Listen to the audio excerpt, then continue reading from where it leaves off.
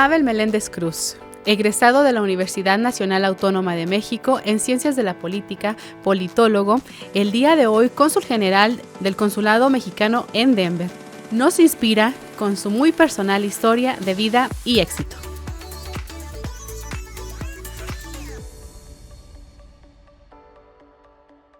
Hola, hola mi gente, bienvenidos a otra charla inspiradora. Les saluda Isaura Bernal. Hola, ¿qué tal? Yo soy la doctora Miriam García y el día de hoy tenemos a un gran invitado, a una celebridad. No voy a esperar más, le voy a dar el paso a Isaura para que nos lo presente. No, le quiero dar la bienvenida al cónsul general Pavel Meléndez Cruz, cónsul general de México aquí en Denver. Y sí, bien lo dijo Miriam, ya es usted toda una celebridad. Yo desde que llegó aquí a Denver, le dimos la más cálida bienvenida y usted la recibió, haciéndonos sentir como en casa, como un pedacito de México aquí en Denver. Bienvenido, cónsul. Muchas gracias, Isaura, doctora Miriam, muchas gracias. Son generosas con sus palabras. No, hombre, nos quedamos cortas. Ahorita platicábamos fuera de cámara que cuando llegó usted aquí en poquito tiempo, y eso es lo que debe de ser, ¿no? Darse a conocer con los connacionales mexicanos, sobre todo. Aquí estamos para lo que podamos ayudar. Sí, porque nuestra comunidad es una comunidad muy grande. La jurisdicción del Consulado de Denver abarca todo Colorado, el este de Montana y el este de Wyoming. Y son 1 millón de mexicanas y mexicanos aproximadamente. Entonces, una comunidad grande, demandante, creciente, muy pensante, muy variada, de todas las clases sociales y de todos los estratos y niveles académicos. Y efectivamente, pues por eso era importante, como bien me lo pidió el presidente López Obrador cuando me nombró cónsul, poder acercarme a la gente, ser un consulado cercano a la gente, de puertas abiertas, hacer que se sientan bien atendidos por México, y para mí es un honor, no solamente es una obligación. Bueno, conocemos ya al cónsul ya popular, al cónsul que le gusta convivir con su gente, hablarle a la gente, que eso es bien importante, que no se hacía antes, por cierto. Pero yo quiero saber, ¿quién es Pavel Meléndez? ¿De dónde viene? Bueno, antes de eso, cada quien tiene su estilo, ¿no? Claro. Y cada quien, no puedo hablar por mis antecesoras y antecesores, pero creo que cada quien le impregna una significancia a su gestión. Pues Pavel Meléndez es un mexicano, patriota, sureño, comprometido con México, con la transformación de México. Hace 20 años vengo luchando al lado del presidente Andrés Manuel López Obrador para poder transformar y cambiar México. Mucha gente decía que estábamos esquizofrénicos o locos, que no íbamos a lograr el cambio en México. Eran palabras muy fuertes y a él lo atacaron muchísimo. Si hay alguien más vigilado y bulleado por todos los medios de comunicación es el presidente López Obrador. Sí.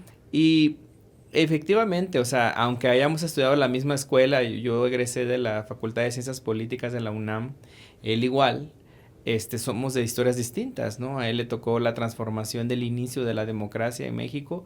Yo viví, afortunadamente tuve el honor de vivir esa parte de la alternancia que México no había tenido. Yo como estudioso de la ciencia política lo digo, pues, de que nuestra democracia es muy joven, muy nueva.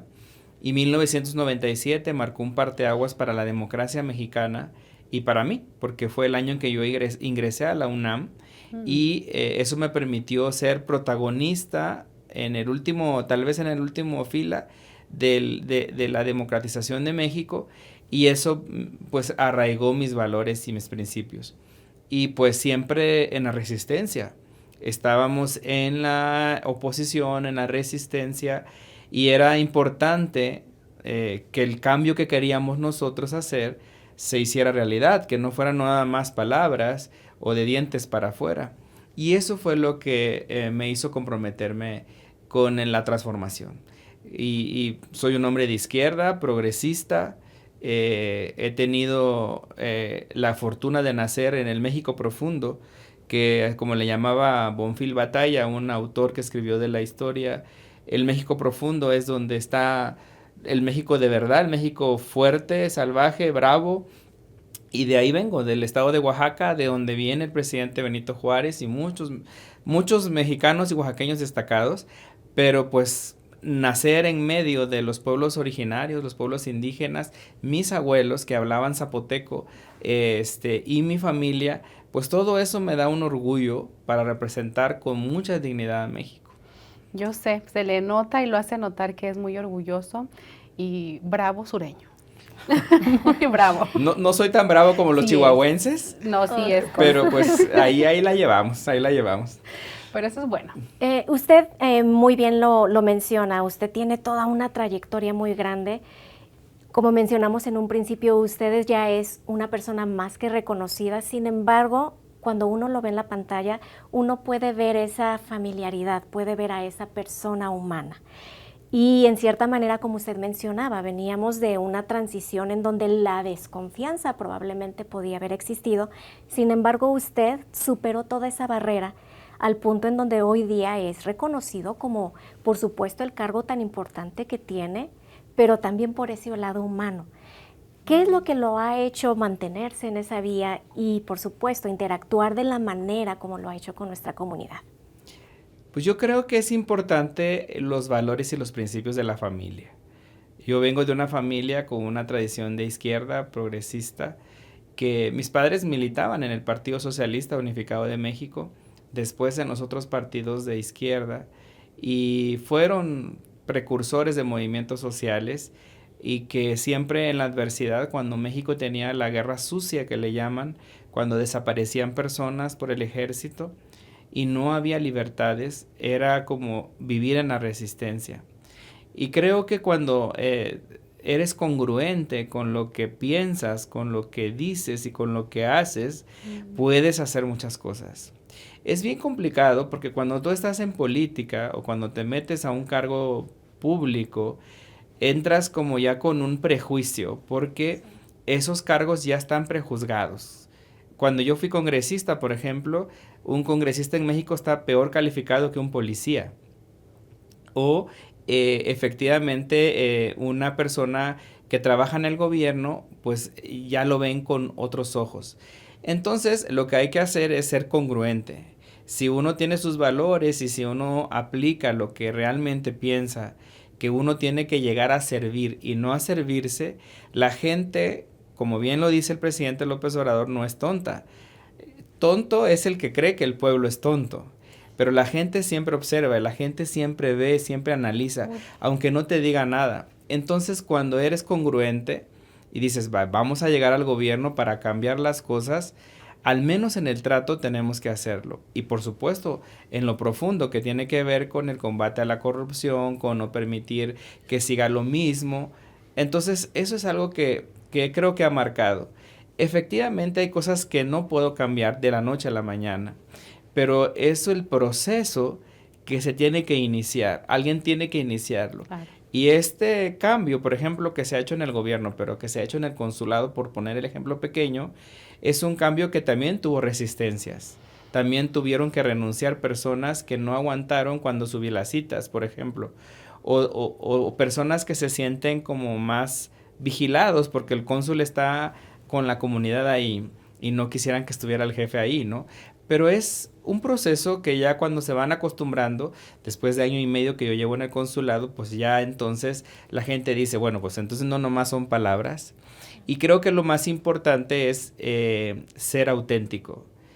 No puede uno, por un cargo, perder la esencia. Dicen los que saben que cuando tienes que darle poder o dinero a una persona para realmente conocer cómo es. Porque las personas no cambian, sino realmente cómo son. Muestran, ¿verdad? Y yo siempre digo que lo que traes en tu interior es lo que reflejas y lo que hablas. Y yo creo que eso tiene que ver con los valores. Y que Dios bendiga a mi familia y a la gente que me ayudó a crecer, porque por esos valores yo soy lo que soy. Está donde está, exacto. Mi abuelo decía, Dios no le da alas a los alacranes. Me vino eso a la mente porque hubo un tiempo, sin presumir, ¿verdad?, que mi abuelo tuvo mucho dinero, trabajó para una marca muy importante de salsas en México, que lo había comentado, para la Buffalo. Sí. Entonces, esta empresa se va a la quiebra, pues mi abuelo se va a la quiebra, se quedó sin dinero, nos quedamos sin nada más que la casa, yo creo que lo que traíamos puesto. Y yo le decía, es que pues, obviamente extrañábamos, bueno, yo me crié con ellos, extrañábamos ese dinero, extrañábamos esa otra vida. Y yo no sé por qué en cierto momento yo le decía, es que ¿por qué? Porque somos pobres. Y es que Dios no le da a los alacranes, hija. Y yo decía, ¿qué quieres decir? Pero es cierto, dale dinero a ciertas personas y sabrás cómo son en realidad. Ahorita que nos comenta de que bendice a su familia por la educación, por los valores que le dieron, usted de joven, de niño, que veía a sus papás luchar, que veía que ellos querían un cambio, ¿usted soñaba estar donde está, Pavel? Yo lo único que soñaba es que la izquierda llegara a gobernar México. Y en honor a la verdad de lo que, hablando un poco para honrar la memoria de mis antepasados, en efecto, mi familia, mis abuelos que hablaban zapoteco, que es la lengua del presidente Benito Juárez, él era pescador y ella era ama de casa. Ella no sabía leer ni escribir, mi abuela. Mi madre es maestra de primaria. Y mi padre fue abogado y luchador social y él falleció cuando teníamos 7 años. Entonces solita ella sacó a los hijos. Entonces los otros abuelos, mi abuela era ama de casa y mi otro abuelo era profesor de artes plásticas, por eso tengo mucho amor al arte, valoro muchas cosas del arte. Sí.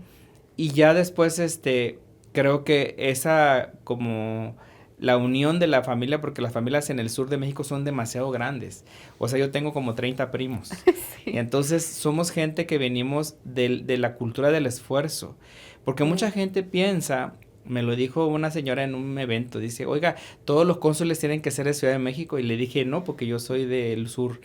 Pero la gente piensa que debemos de ser de familias ricas o pudientes, o que tenemos que ser de familias protegidas, yo qué sé.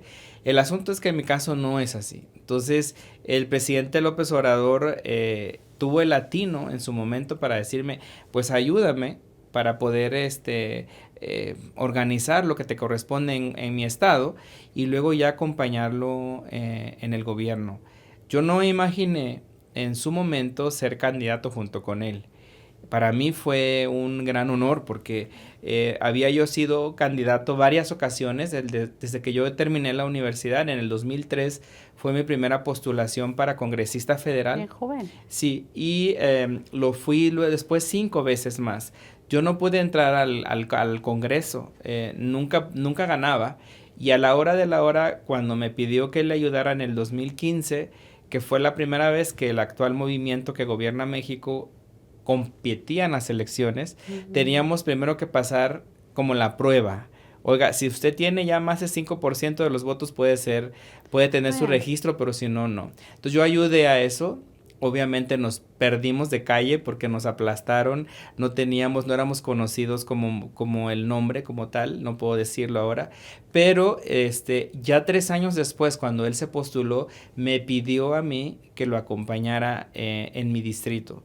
Entonces para mí fue un honor porque pensé que no lo iba a hacer y para mí fue satisfactoriamente ver que algo que habíamos luchado 20 años, verlo ganar a él. A mí me acuerdo que me enfermé, porque tuvimos una campaña muy intensa en mi distrito. En Oaxaca los distritos son rurales. Yo representé a 4 naciones indígenas. Es un distrito complicado en el istmo de Tehuantepec, donde está ahorita el interoceánico. Y caí enfermo porque era tanto la presión y todo eso. Metí el voto en la urna y me acuerdo que caí en la cama, bueno, en la hamaca, porque ahí me quedé en la hamaca, ya tenemos hamaca, y yo nada más preguntaba que cómo estaba el conteo del presidente. Iba? Y me decía, no, pues ya ganaste tú. Y le dije, no, pero yo quiero saber si ganó el presidente, ¿no?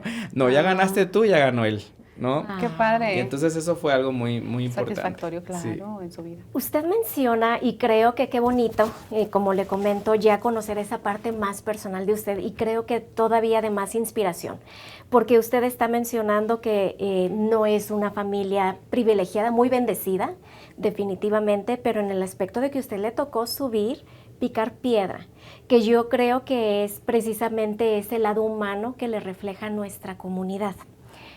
¿Qué es lo que le diría a la comunidad el día de hoy que en cierta manera pues tienen sus propias barreras.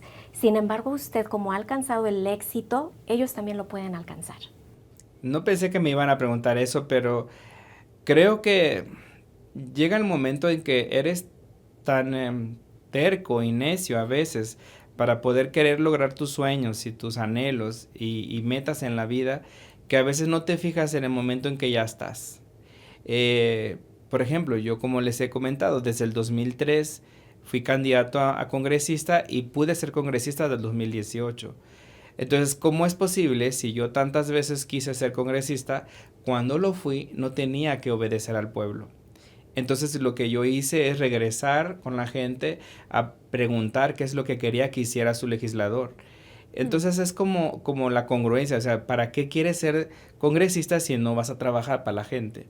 Y luego cuando ya lo fui, vi que no podía ayudar demasiado como yo quería. Entonces me frustraba yo porque no podía hacer lo que ayudar a la gente como yo quisiera haber ayudado, sobre todo porque empezó la pandemia y fue algo muy difícil como congresista a ver que tu compañero de la otra silla había muerto de la pandemia o mucha gente.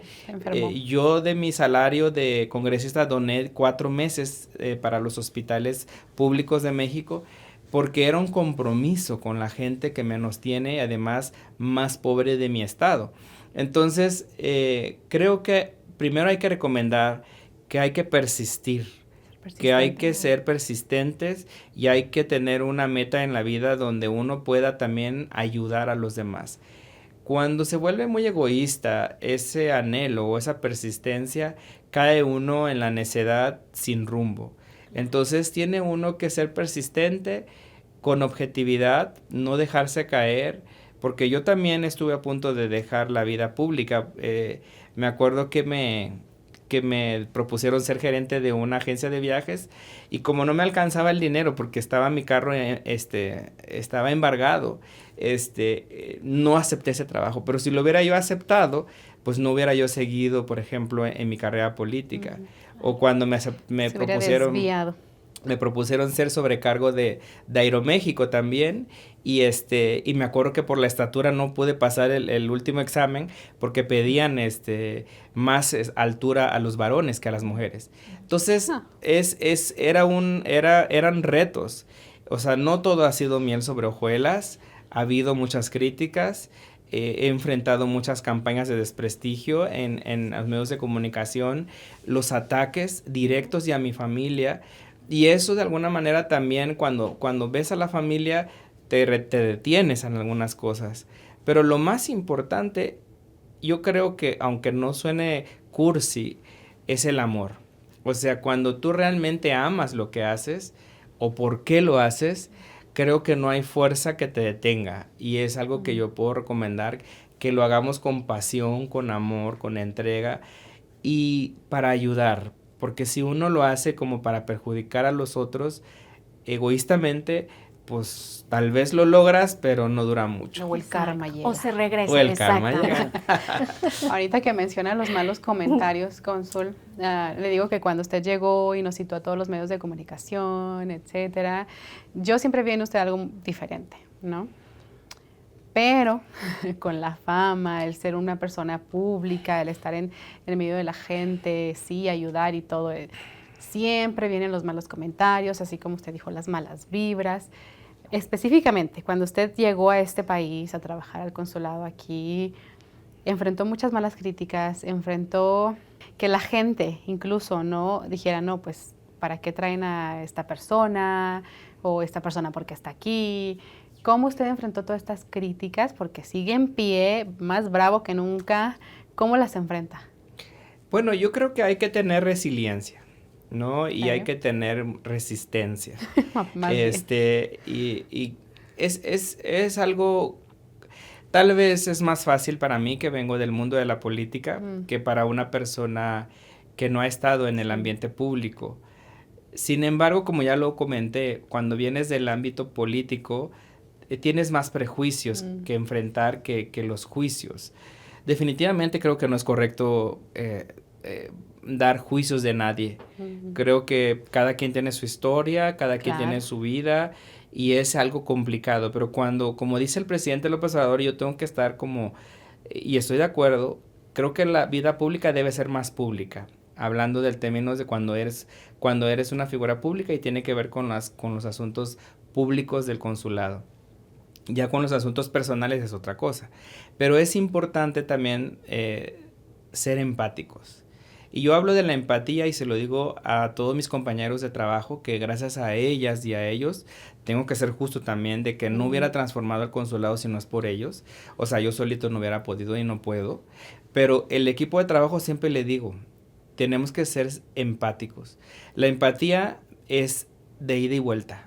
Es decir, sí, cuando tú ves una persona enojada, encabronada, encabritada, es porque tienen algo atrás. Claro. Es decir, yo comprendo precisamente cómo están las familias acá, cómo vinieron a Salto de Mata, cómo los han maltratado, cómo el consulado antes parece que les hacía un favor, cómo no entendían que nosotros nos paga el pueblo de México y estamos para servir y no al revés. O sea, yo entiendo todo eso. Y porque además, si quieres ahorita te platico cómo es que llegué a las relaciones internacionales, porque yo soy politólogo, pero además como ya he tenido historia con los migrantes, sabía cuál era el trame, los traumas, ¿no? Y además como congresista me tocó tratar con cónsules y no tuve buenas experiencias. Entonces es algo importante que cuando tienes empatía, como que tienes un blindaje, porque entiendes y comprendes. Claro está de que hay gente que sin deberla ni temerla te avienta ¿cómo se llama? Pero cuando ya la gente ve que tú no te enganchas, no es un asunto personal. Por ahí hay un libro de los 4 acuerdos toltecas que dice no hay que tomarse nada personal. Y yo trato de no tomarme, o sea, más bien no hay que tomarse nada personal, es otro consejo que yo doy. Y yo se los digo y me lo digo, es difícil no tomarse nada personal, pero cuando eres una persona pública, no puedes darte ese lujo, porque te vas a enfermar. Estaría llorando todos los días. Exactamente. Estarías llorando todos los días. Entonces, aguantas. Efectivamente, ahorita ya pasamos de la época de que cuando llegó el cónsul, oye, que es que amigo de López Obrador y por eso lo mandó y casi se fue a la cantina con él. O sea, cosas que lo trajo la nave espacial, etcétera. De todas las cosas que pudieron haber dicho, pasamos de denigrar al consulado, que hay que respetar porque es México, claro. Ahora hasta ellos mismos me defienden. O sea, la misma gente es la que me defiende cuando atacan al consulado.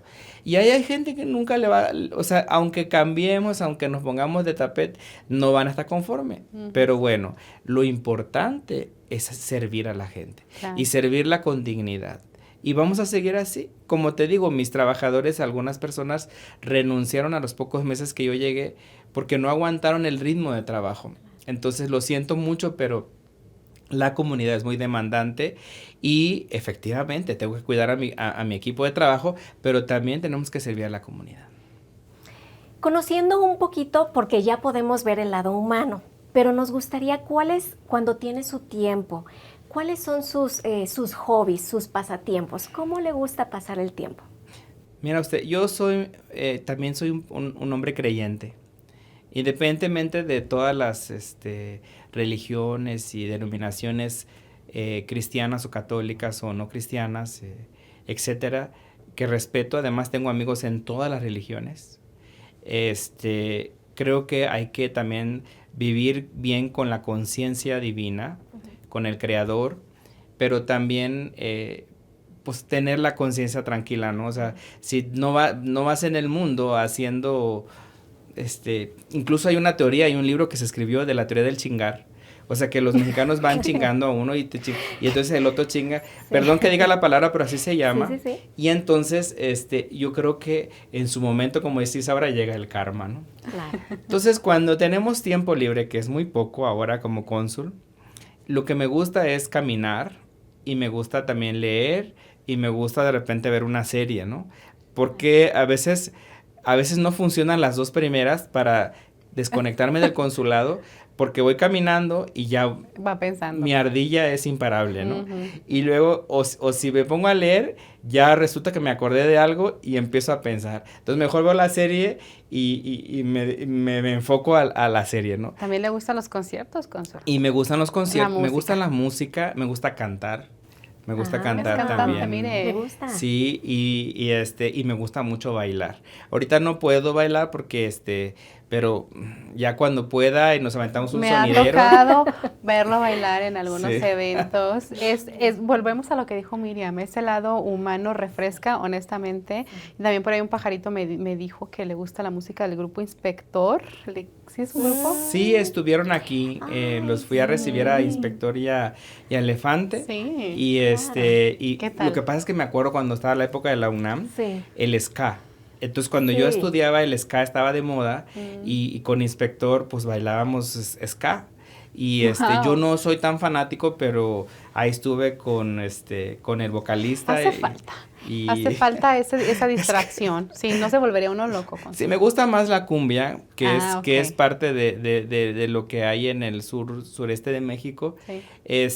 Ya se está familiarizando mucho la banda sinaloense en todo el país, Cierto. también en Oaxaca. Mando un saludo a la banda La Patrona, que mi paisano es uno de los directivos de aquí de Colorado y es de Oaxaca, pero tocan muy bien. Ah, Y claro. fueron el 5 de mayo a tocarnos al tocar consulado. al consulado. Óigame, hasta banda les llevó ahí a los mexicanos No. para que se relajaran, ¿o qué? Fíjese que me querían dar la bienvenida, como sabe usted estuve por enfermito. incapacidad médica, por una cirugía que me aplicaron en México, y entonces cuando se enteraron que ya venía yo para acá, fueron a darme la bienvenida, pero ¿sabe qué? Le dije, vamos mejor a celebrar el 5 de mayo. Ah, qué Claro. padre que comparta. Consul. Claro. Oiga, hablando de compartir, el consulado se volvió muy compartidor, digamos esto, y ahorita sobre todo en el boom de las redes sociales, mi querido cónsul, Instagram, Facebook, TikTok, nómbrelas usted a todas. Esa es otra parte del consulado que ya se hizo más, como usted lo dice, abierto. Aquí está todo lo que ofrecemos. Me encanta que sean parte de eso. Es otra manera de acercarse más a las personas. Compártanos. Sí, fíjese que va a decir cómo insisto, pero el presidente López Obrador tiene razón. Benditas redes sociales. Sí. O sea, y lo digo no en un sentido político, yo creo, y es algo que vivimos nosotros. Porque pueden ser de lo peor, No, pero pueden ser de lo mejor.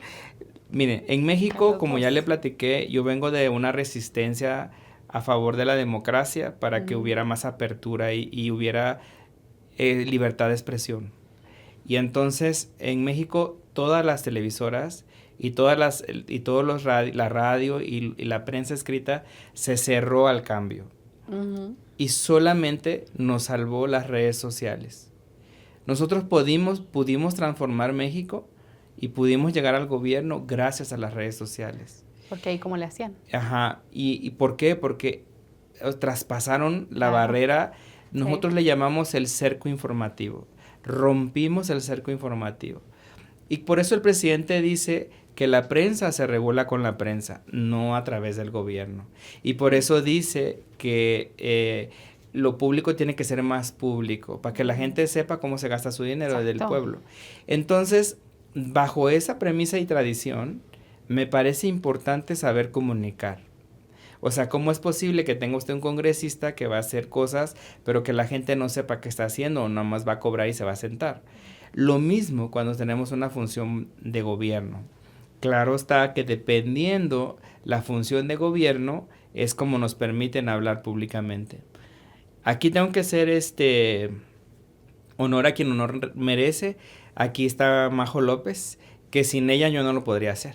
Ella es la responsable de los medios de comunicación, prensa, propaganda, las redes sociales del consulado, y ella es la que tiene que tener a veces más hígado que yo, sí, para contestar todas las... No, yo he visto. Todas las, ¿cómo se llama? Los comentarios. Que recuerdan el 10 de mayo. Claro. Entonces, ¿qué decidimos? Primero hay una naciente y creciente necesidad de la comunidad de saber los servicios del consulado. Solo para hacer un trámite tendrían que saber cómo van a llevar sus requisitos. Y si no, pues entonces se me encabritan ahí en la sala. Mejor que sepan de antemano. Entonces tomamos la decisión desde mi llegada de poder transmitir y comunicar todo lo que el consulado hace para que la gente nos ayude a nosotros a ayudarle. Y gracias a eso, ya no sé cómo quedó, Majo lo puede corregir, pero en mi primer informe de actividades que di anual, pude informar que casi 450% aumentamos los seguidores de las redes sociales del consulado. Pero no se hizo porque el cónsul quería ser popular y quería ser conocido. Se hizo porque tenemos la necesidad de comunicar. Y aquí en este punto agradezco a todos ustedes, a ti, Saura, Estrella TV, a todas las comunicaciones que nos han ayudado, televisión, radio, los periódicos, las redes, los influencers, que hay muchos. Todo eso nos ha ayudado. Claro está que entre más te expones, más estás susceptible de que te ataquen, de que te digan barbaridad y media, o que yo no puedo ir a un supermercado si no me piden una cita, etc. Entonces estoy expuesto, pero es el precio que hay que pagar para que nuestra comunidad sepa lo que tiene que hacer. Entre más informada está la comunidad, más empoderada va a ser y mejor hago mi trabajo. Creo que con esto se vino el despierte, ¿no? El despierte no solamente lo veo con estas generaciones nuevas, sino que lo veo con generaciones de nuestros padres, ¿no? Que ya están un poquito más familiarizados y que muchas cosas que en su momento pensaban que les hacía como que clic, ahora completamente al ver muchas de las cosas que antes no se podía ver, creo que es lo que en cierta manera causó y ha causado esa revolución, por así decirlo, al punto en donde estamos viendo todos esos cambios, ¿no?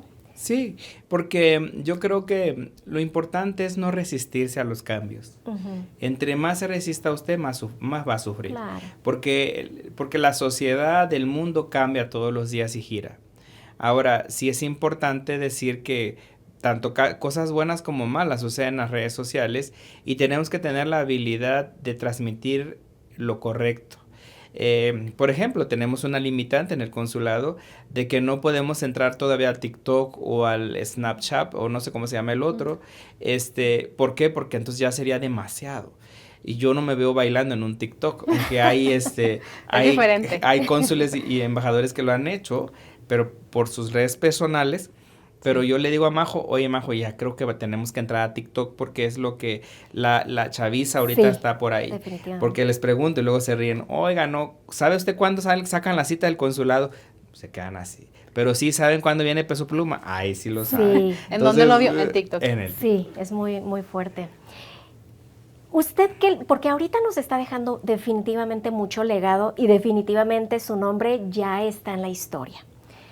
¿Qué otro legado? ¿Para dónde usted ve que no solamente usted va a seguir creciendo, pero usted se está llevando a México con ese crecimiento? Bueno, yo creo que lo que hay que decir aquí con toda la humildad es que lo más importante es tener el honor de haber servido a tu patria. Y eso quería comentar un poco aquí, que yo llegué a las relaciones internacionales porque en su momento, en el anterior partido que yo militaba, fui subsecretario para Relaciones Internacionales y luego me tocó ser vicepresidente mundial de un organismo de juventudes progresistas y de izquierda en el mundo. Cuando la primer ministra Jacinda Ardern, que fue primer ministra de Nueva Zelanda, por su partido laborista ya, yo era vicepresidente. Y ella llegó a ser primer ministra, yo nomás llegué a ser congresista. Y muchos amigos ahora son eurodiputados, son congresistas, embajadores, y eso me permitió tener un panorama más abierto de las relaciones internacionales de México. Y pudimos compartir incluso la lucha a favor del pueblo palestino, por ejemplo, que ahora mi gobierno, gracias a la apertura que hay, ya tiene un posicionamiento claro sobre el pueblo palestino, etcétera. Entonces, lo más importante es que creo que es importante que seas congruente con esos principios y valores que hiciste y cumplir lo que el pueblo de México nos mandató. Por eso se llama mandatarios, porque somos mandados por el pueblo. Y entonces el soberano de México, que es el pueblo, las y los mexicanos, nos ha mandatado a nosotros a cambiar el país. Se logró hacer, cada uno de ellos en su corazón lo va a evaluar. A mí me parece que sí lo hicimos en poco tiempo, porque 40 años de abandono a 6 años que vamos a cumplir, muchas cosas cambiaron y muchas otras faltan y están en el tintero o están en el proceso. Pero hubiera sido irresponsable, hubiera sido yo incongruente, hubiera yo sido un ingrato si yo no correspondería con esa congruencia a mi labor como cónsul. Porque tendría yo que estar, no solamente porque el señor presidente es el jefe de Estado y mi jefe, sino porque además comparto la visión de la forma de trabajo que él tiene.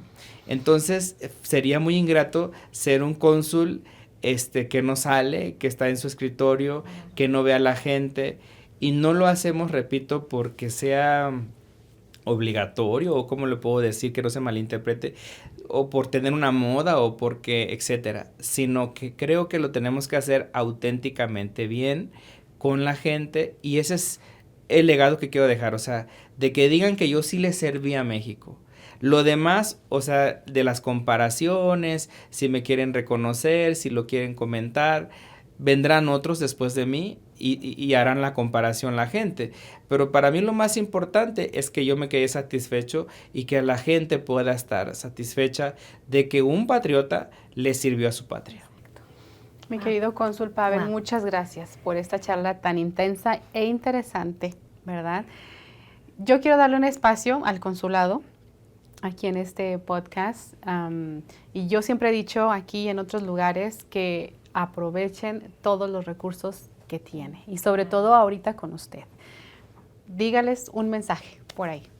Pues está muy pequeño, pero ya saben que no solamente damos pasaportes, matrículas y credenciales para votar, que además se hace sin cita la credencial para votar, sino que también tenemos la ventanilla de salud que atiende todos los temas. Ahora que DACA va a poder tener su aseguranza médica, ahí les pueden orientar. Tenemos la ventanilla educativa donde puede hacer la primaria, la secundaria, el bachillerato. Tenemos la convocatoria abierta de la UNAM. Nos han mandado del Politécnico, de varias universidades, para que usted, sin salir de Estados Unidos, estudie la licenciatura en Estados Unidos.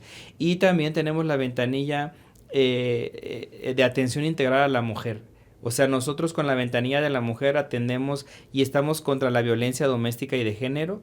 Y ya le pedí, ahora vino Francisco Gatorno a Colorado y me grabó un video que se está transmitiendo en las redes en contra de la violencia de género, y así se lo pedí a Natalia Lafourcade y a todos los artistas que van a venir acá, se los voy a pedir, porque para que la gente entienda que ya no debe de ir a la cárcel por violentar a la esposa, a la mujer. Y ahí, en ese grupo que me voy a reunir con ellas a finales de mayo, tenemos estrategias. Tenemos la parte que tenemos el área de protección consular, donde están todos los abogados. Tenemos abogados en materia penal, en materia civil, en materia familiar, en materia laboral contra el robo de salarios y en materia migratoria. Cada viernes tenemos un abogado migratorio en el consulado y la gente no va, luego nomás llegan 5. Vayan cada viernes sin cita a las 12 del mediodía para su consulta migratoria. Una vez al mes, tengo ahí en la oficina las sabatinas, porque ahora abrimos 2 sabatinas. Tenemos a la UCIS, la que arregla papeles, la USCIS. Si usted tiene que dar una pregunta con ellos, consulta migratoria, DACA, inmigración, puede ir sin cita al consulado para que haga una consulta con la USCIS, con la fuente directamente. Tenemos también todas las formas de apoyar cuando alguien fallece, cuando la familia es de escasos recursos, cuando van a hacer sus trámites del acta de defunción, pero también la doble nacionalidad, que es algo importante, que es gratis, que es sin cita, se hace obviamente con un chequeo previo de documentos y de expediente, dependiendo del caso, porque hay muchas variables. Tenemos muchos recursos y tenemos muchas formas de ayudar. También estamos promoviendo mucho algo que pocas veces se sabe del Seguro Social mexicano, porque ahora ya puede cotizar semanas desde el extranjero, y eso le da derecho al ahorro para el retiro, para que se le asigne la pensión y su familia en México tenga atención médica y hospitalaria en el IMSS, en el Seguro Social. Y también, si usted sufre un accidente de trabajo y se queda incapacitado, se le asigna la pensión automática, o si llega a perder la vida, a fallecer en Estados Unidos, su familia queda pensionada de por vida, los gastos funerarios, todo por las aportaciones voluntarias que también se le orienta en el consulado. Y todas las dudas que tengan, como Isaura siempre dice, siga las redes sociales. Yo sé que es demasiada información y a veces se puede perder, pero si usted le busca, va a encontrar la información. Y si de plano tiene tiempo, vaya al consulado. O sea, no lo vamos a correr. Vaya y dígale, oiga, vengo a preguntar sobre esto. ¿Ves? Si es cierto o no. Tenemos el programa de remesa paisano. Ahí damos las tarjetas, damos cuentas de ahorros, damos una tarjeta de débito. Y eso, nomás cuestión de que llegue, se entere usted, y todos los servicios son gratuitos. Lo único que se paga es el documento. Si va a ser su pasaporte, su matrícula, su poder notarial, su acta de nacimiento de defunción, cuesta lo mismo, o sea, no se cobra ningún otro servicio. Wow, ¿qué es lo que no tiene? Impresionante. Y me quedé corto. No. Y yo creo que lo que nos queda, no solamente todas las personas, aparte de seguirlo, es ser ese vocero. Sí, por eso si yo mismo, tengo la información, que multipliquen. hay que pasarlo. Sí, ¿verdad? porque acuérdese que yo también lucho contra la venta de citas, y ahí les digo yo que tanto peca el que mata la vaca como el que le jala la pata. Así es que mejor entérese que las citas son los martes en la tarde, cuando el consulado lo anuncia. Muchas gracias, mi querido cónsul. Muchas gracias por este espacio, por desahogarme, me hicieron acordarme de cosas que yo ni me acordaba, pero gracias. No, gracias a usted y gracias a ustedes, amigos. Nos vemos en el próximo episodio, no se lo pierdan. Gracias. Bienvenidos a Chocolata Furniture, el lugar perfecto donde encontrarás todos los muebles para tu hogar. Con el mejor surtido, los mejores modelos y la mejor calidad. Solo Chocolata Furniture tiene los muebles que tu hogar merece. Recuerda que contamos con financiamiento sin intereses y un pago inicial de $10. Y recuerda, porque donde otros te dicen que no, Chocolata Furniture te dice que sí.